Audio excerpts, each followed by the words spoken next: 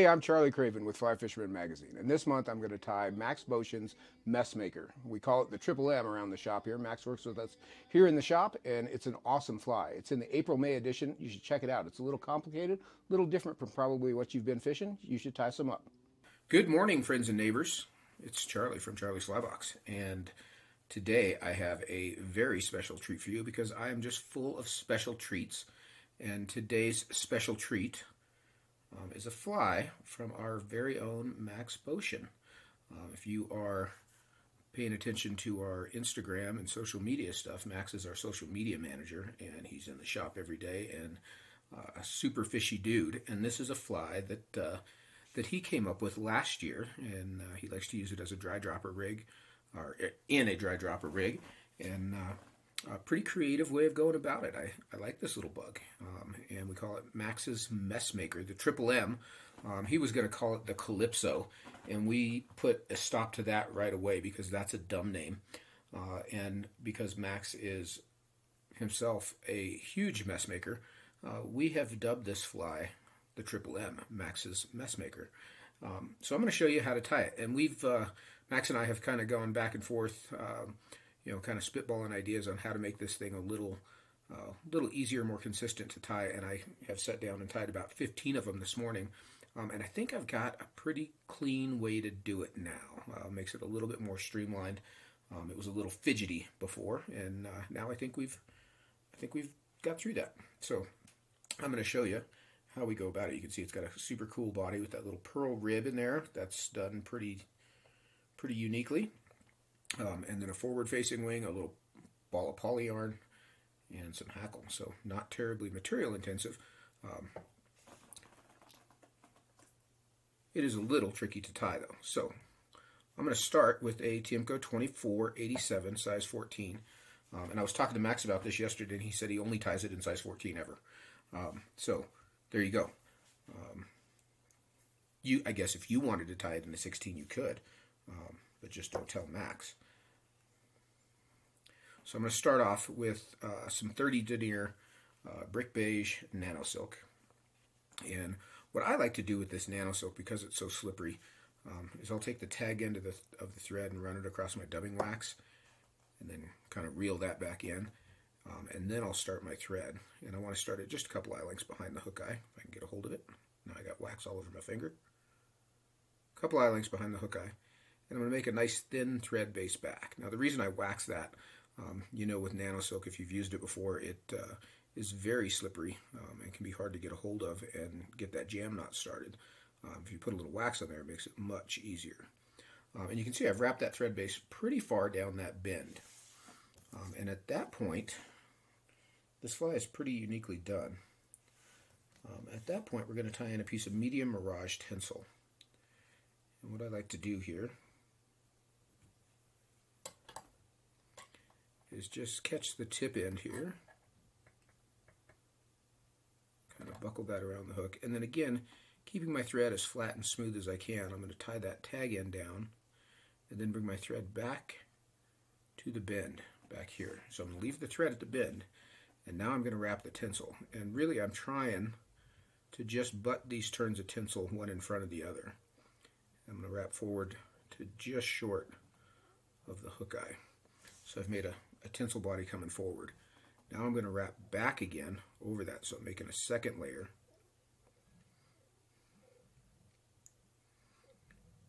All the way back to our thread, where our thread hangs at the bend.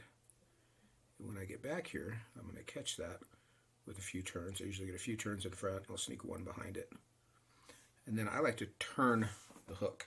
Let me turn this. I realize that just went out of focus for you guys, but I'm going to trim that tag end out. And then I like to turn the hook. And I think I'm going to raise this up just so you can kind of see what we're about to do here. So I've got that thread hanging at the bend, and you can take a couple extra turns, especially with that nano. It's so thin, you can take a couple extra turns in there and not have really too much extra bulk. So when we were originally doing this fly and playing with it, Max was, and this is entirely Max's fly. He and I have kind of batted it back and forth, but this is Max's fly. But originally we just dubbed the thread and kind of spiral that over this tinsel. The very first ones had a tinsel rib, but it was too wide or it'd come off. So we came up with the idea to put the tinsel down first and then the dubbing over the top. And what I came up with today to make this even a little more cool and make a nice slim body that really ribs itself nicely. So I'm going to take that thread and coat it with a little bit of dubbing wax. And then from that point, I'm going to take some tan beaver dubbing. Find my beaver dubbing here. There it is. And this is Magpie Material, Stephen Hankins tan colored beaver dubbing. And you want to kind of loosen this up a little bit. But you can see with the wax thread, let me hold this where it's focused. I'm just going to, whoa, not like that. I'm just going to kind of rub that wad of dubbing up and down that thread.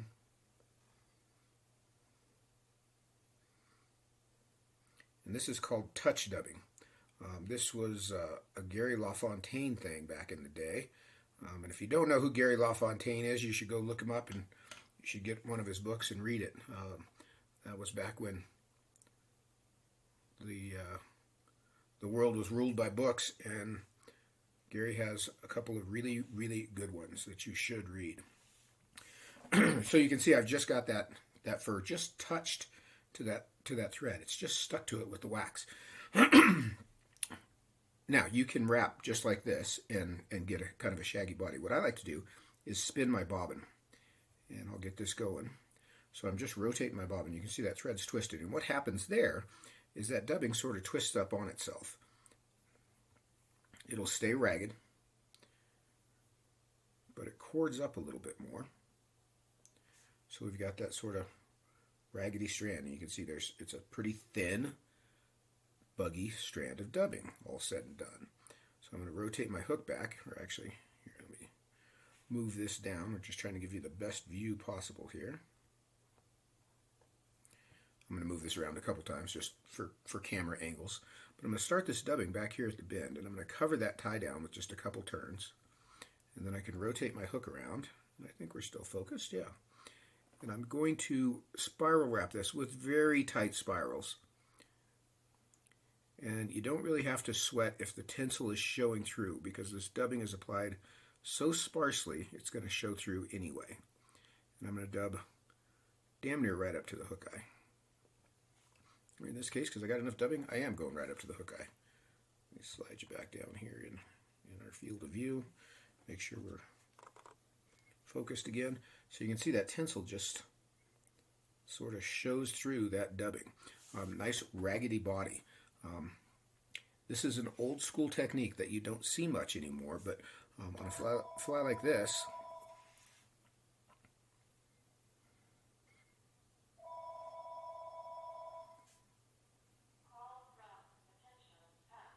potential span.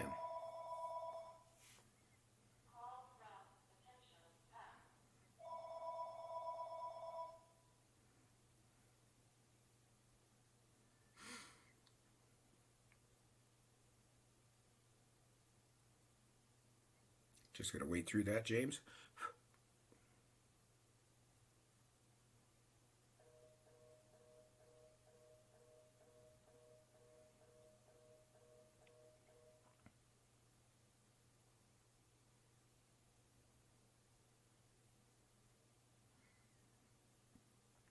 This is an old school technique that doesn't get used much anymore, and I think a lot of people don't even know anything about it these days. But you can see what a cool, slender, sort of raggedy body that makes.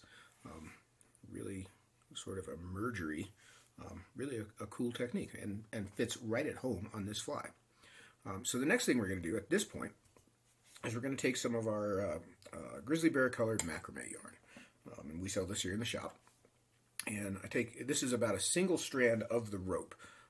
Depending on how heavy you want to tie it, but it's about a single strand. And I'm going to lay this in just a couple eye lengths behind the hook eye, and I'm going to anchor it down good and tight there. And then I'm going to fold it around my scissors in a horizontal loop, and I want this loop to just be about even with the body, like so. And I'll pinch that down again. and anchor it down with several tight wraps. Just a little loop wing. And then I'm going to come in with my good sharp scissors and I'm going to trim these butt ends out. And then I like to take a few turns down over that just to kind of smooth things off. Now, one of the things I've noticed this morning tying a bunch of these is that the nano silk is so slippery because you've got so much stuff tied down at this one point. It's not a bad idea to put a little shot of glue in there, so we will put some in.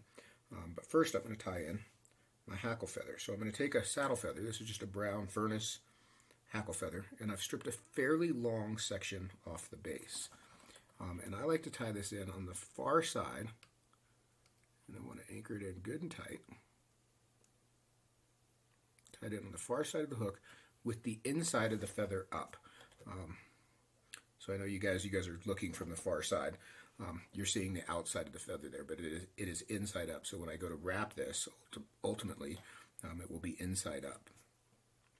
And now I'll come in and I'm going to take a shot of Starbond Thin super glue and just put it down at the base of that wing, just to anchor things down there. Let that soak in. Now for the thorax, I'm going to do the same technique. I'm going to take my dubbing wax and just rub it up and down. And sometimes you'll get some little globs of wax on there. You don't have to be super aggressive with it. And then I'll take my dubbing and touch it to that waxed portion. And same gig, I'll take this and spin up my bobbin, and that'll just twist that dubbing up a bit more. And I'm going to start this dubbing just behind the eye. And I'm going to climb up that taper right up to the base of the wing. And when I get there, I'm going to leave the thread hanging right at the base of the wing. You can see how shaggy and ragged that body is. So now for the forward-facing wing, I'm going to use some fine natural deer hair. And the amount that you use is sort of up to you and what your application is going to be. This fly is very caddisy, obviously, but it can be a lot of different stuff. Could be a beetle, could even be a hopper in these smaller sizes. But if you're going to fish it as a dry dropper, maybe go a little bit more hair. If you're going to fish it just by itself as an attractor, Max fishes this on Clear Creek, our local, or closest river to the shop, I guess is what I should say. And he likes a pretty good clump of hair for that. But in the case of this one, I'm going to go kind of maybe medium. So I've stacked up that clump of hair. And you do want hair that's a little on the long side, just so it makes it a little easier to work with. So I'm going to take this hair and I'm going to measure it a whole hook length long. And then right at the base of this wing, I'm going to take one turn of thread and then another turn of thread. And then I'm going to tighten the thread to flare that hair in place. Put one more turn through that. And then what I like to do is try to lift everything all in one shot. Lift those butt ends up. Get my fingers out of the way there. Lift those butt ends up. You can even pick up this back wing. Kind of pick everything up above the hook, like so. Now I'm going to pick up my hackle feather here on the far side. I'm going to lift everything up tight, and I've got my thread hanging right at that tie down. I'm going to take one steep jump right up behind the hook eye and maybe just a couple turns there. So now I'm going to pick up my hackle feather. I'm going to lift everything up here. This is a little tricky to do without my fingers in the way. And I'm going to start to do parachute turns around the base of both of these wings, both the deer hair wing and the yarn. And one of the things that I fought with all morning is trying to make these wraps clean and neat, and sort of thinking of the vein of a missing link, and trying to get the hackle wrapped in between these butts and the hook.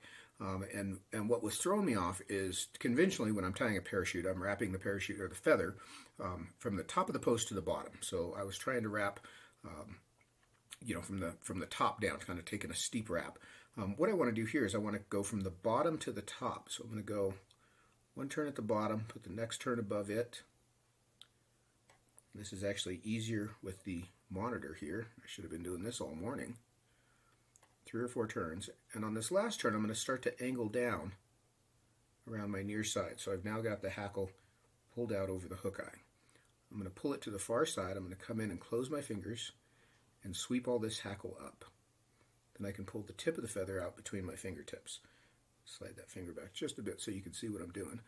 And I'm going to catch the tip of that feather just behind the hook eye with several good tight turns of thread.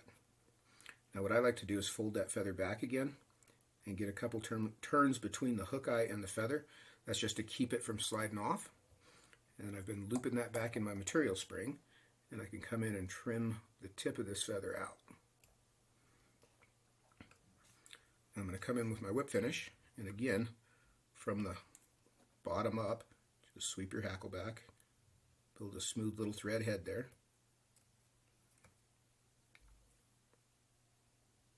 Trim that thread out.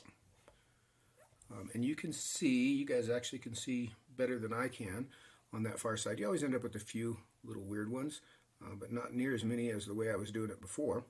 But if you've got a few strands of hackle that are facing the wrong direction or not going where you want them, old Dr. Slick will take care of that.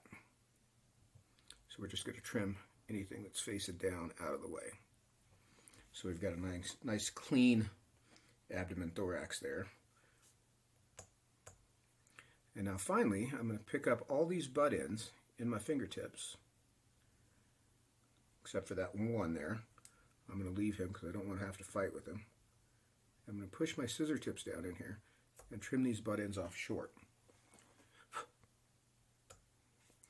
Looks like I missed 2, so we're going to get rid of that one and this one.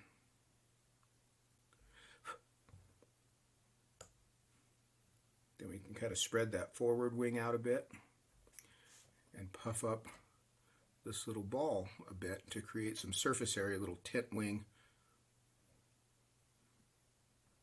I caught a couple strands there when I was trimming that, which is an amateurish mistake, but I'll allow it. And that is our little messmaker. A pretty cool little fly. Now, one of the things that you kind of need to keep in mind, this is a fly that you can dead drift. It's super buoyant. Between the macrame yarn, the parachute hackle, and the deer hair, it's got a ton of surface area and a ton of buoyant material. So it's a fly you can dead drift, but it's also, because of this forward-facing wing, sort of screaming banshee-like, it's a fly that you can skate and skitter very easily as well. And you can see sort of clink hammery from the bottom. Just super generic, really mixed up, very variable, I guess would be the word. Get you a little better focus there. Pretty cool fly design. I like it. And now that we have a good way to tie it, I think that's going to make this a little better. Now this fly is not commercially available. You're going to have to tie these yourself until Max talks Umpqua into picking this up, which won't surprise me a bit. This is a cool fly and it's unique. Yeah, I like it. Now I've got 16 of them. I'm going to put them in my box and I'm going to go take them and fish them, and I'm going to catch fish on them, and I'm going to be happy about it. And I think you should do the same, my friends. I appreciate you watching. This was Max Beauchene's Messmaker. Triple M. Come in and give Max a big hug next time you see him. He needs it. Thanks for watching, guys. Take care.